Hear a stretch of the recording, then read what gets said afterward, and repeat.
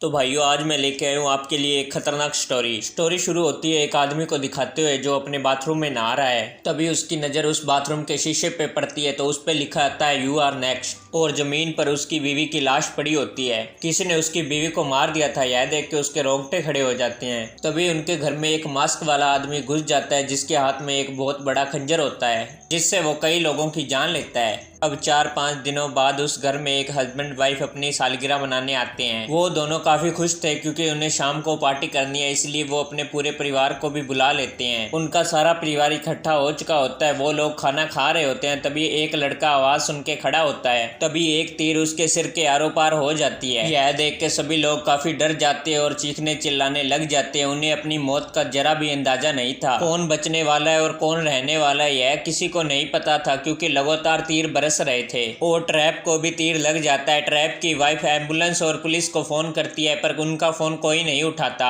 फिर उसकी wife message type करके पुलिस को भेज देती है। इनमें से एक लड़की सिग्नल ढूंढने की कोशिश करती है तो वो भाग के घर से बाहर निकलती है ताकि उसे कोई तीर ना लग सके। घर के बाहर एक पतली सी तार लगी होती है जिससे उस लड़की का गला कट जाता है और वो वहां गिर के मर जाती है। यह देख के लड़की की मां रोने लगती है तो लड़की का बाप उसे चुप कराता है और उसे एक कमरे में सुला देता है। तभी वहां एक मास्क वाला आदमी आकर उस पर हमला कर देता है और उसका मुंह बुरी तरह काट देता है। उसकी आवाज सुनकर उसकी बेटी कमरे में आ जाती है तो वो लड़की देखती है कि कमरे की दीवारों पे लिखा होता है यू आर नेक्स्ट। वो लड़की उस नकाबपोश को भी देख लेती है और नीचे आके बताती है कि ऊपर वाले कमरे में कोई है और चीखती चिल्लाती घर से बाहर चली जाती है। उसके पीछे उसका पति भी जा रहा होता है। तभी उसके पति के तीर लगता है और वो वहां गिर के मर जाता है। तभी वो लड़की पास वाले घर का दरवाजा खटखटाती है मदद के लिए। तभी नकाबपोश आकर उस पर हमला कर देता है और पास वाले घर में फेंक देता है। उस घर में एक आदमी को देख के अरन उससे मदद मांगती है पर वो आदमी तो पहले से ही मर चुका था।